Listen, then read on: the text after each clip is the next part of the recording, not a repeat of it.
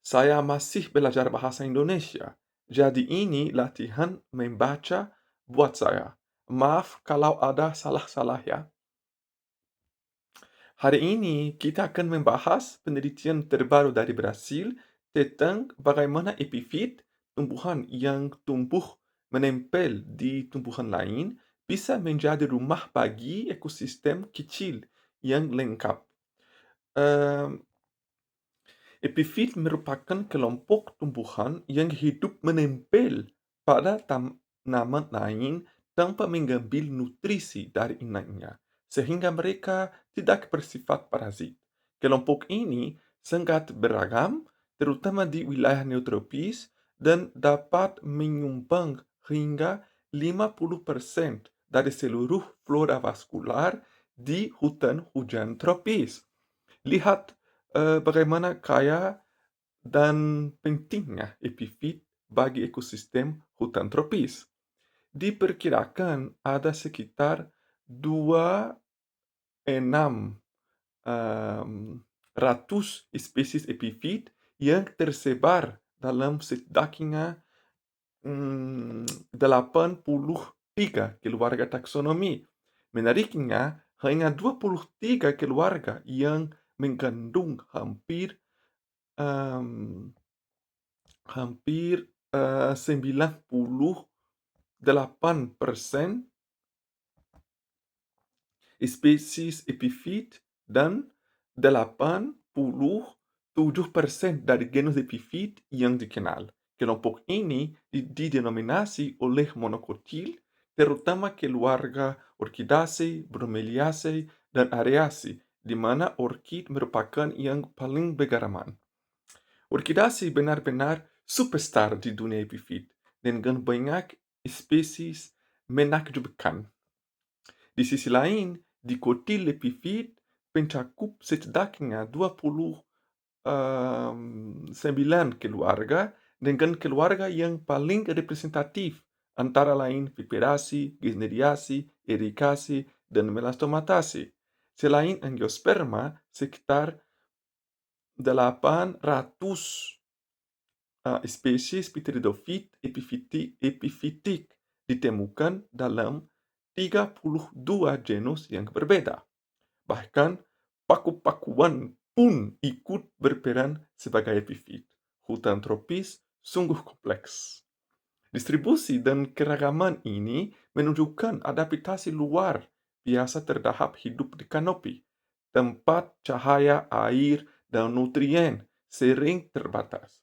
Banyak epifit memiliki akar udara, daun tebal, atau pseudobulb untuk menyimpan air dan nutrien. Misalnya, orkid menggunakan velamen pada akar mereka.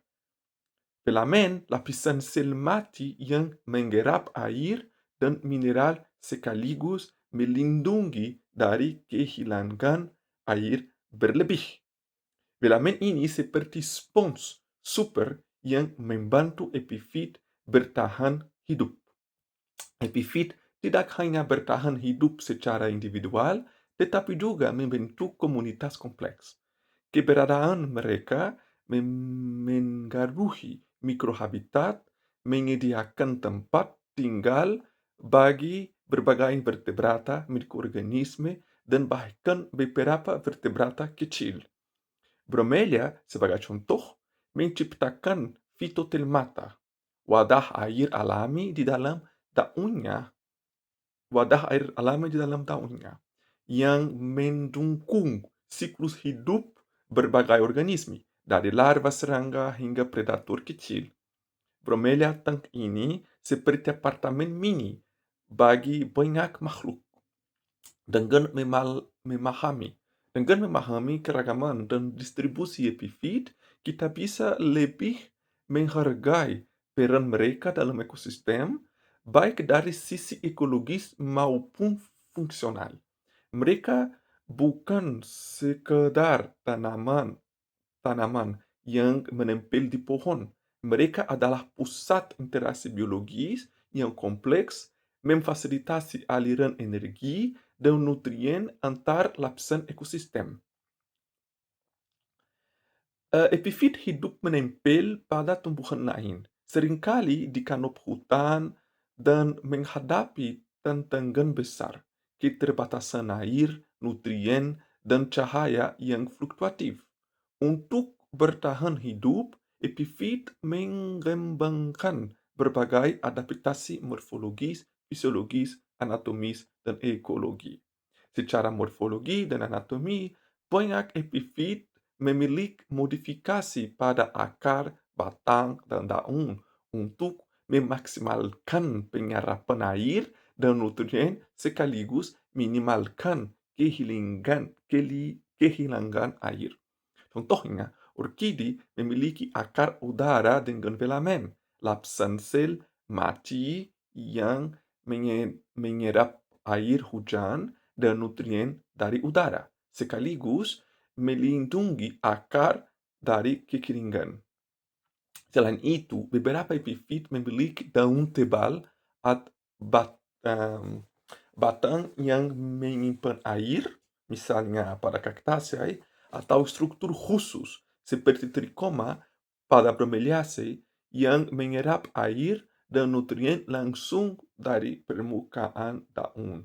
Sistem akar yang luas juga memungkinkan epifit menjangkau celah-celah pohon dan menyimpan cadangan air.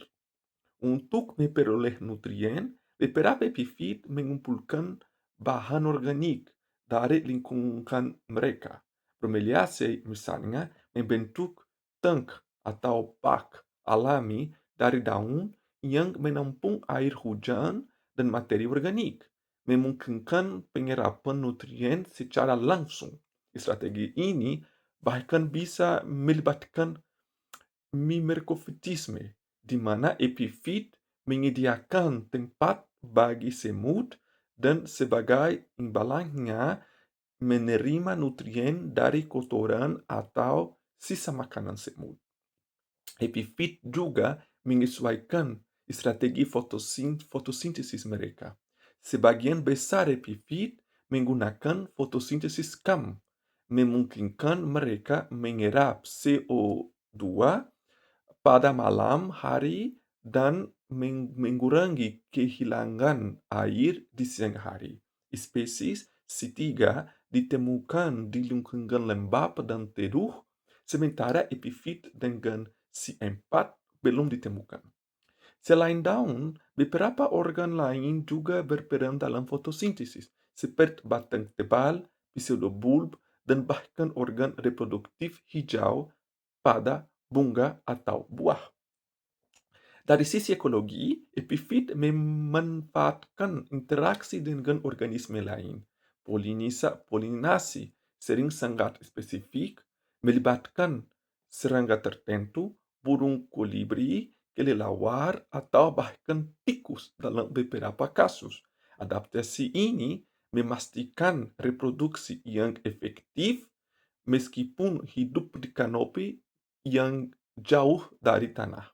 Selain itu, epifit membentuk komunitas kompleks di mana mereka menyediakan habitat bagi banyak organisme kecil, memengaruhi aliran energi dan siklus nutrien.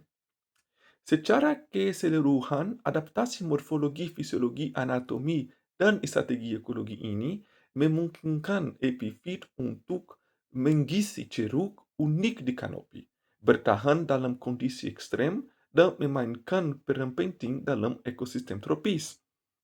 Epifit seperti Bromelia tidak hanya menjadi rumah bagi diri mereka sendiri, tetapi juga menjadi habitat bagi banyak organisme, dari mikroorganisme hingga vertebrata kecil.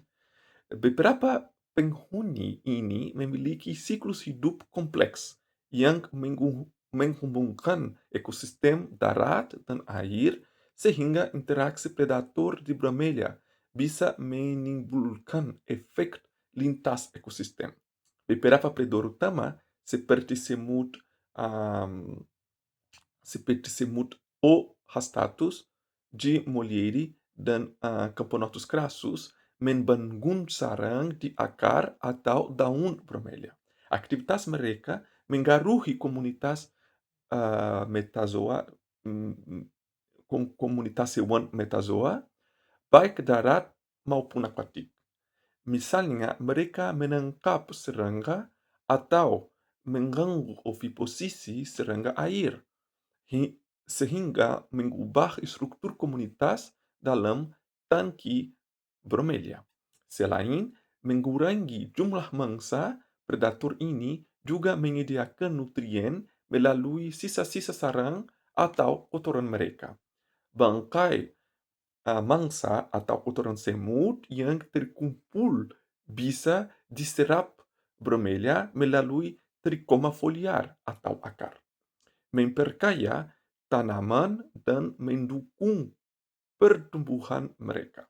Dengan kata lain, predator tidak hanya mengaruhi komunitas hewan, tetapi juga mendukung kesehatan tanaman secara langsung.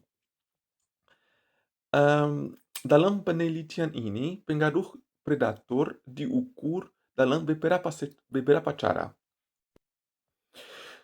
Di bab 1 mengevaluasi bagaimana intensitas predasi dan lokasi sarang mengaruhi nutrisi dan pertumbuhan bromelia.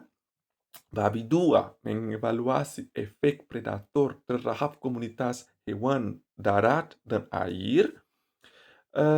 Misalnya semut dapat menurunkan jumlah hewan darat yang kemudian berdampak pada komunitas air melalui cascading effects atau efek berantai. Predator besar di atas bisa menyebabkan riak efek di bawah air. Bab 3 mengevaluasi efek predator terhadap fungsi ekosistem dalam tangki bromelia. Predator yang lebih besar seperti O. hesitatus, cara semut, diharapkan mengubah dekomposisi dan organik dan siklus nutrien. Predator besar juga mengubah dapur nutrien bromelia. Dengan cara ini, bromelia bukan sekadar tanaman yang menempel di pohon. Mereka adalah habitat mini yang dinamis, di mana predator, mangsa, dan tumbuhan saling mengaruhi nutrien, struktur komunitas, dan fungsi ekosistem. Bromelia menunjukkan bahwa setiap tanaman bisa menjadi pusat ekosistem ini yang kompleks.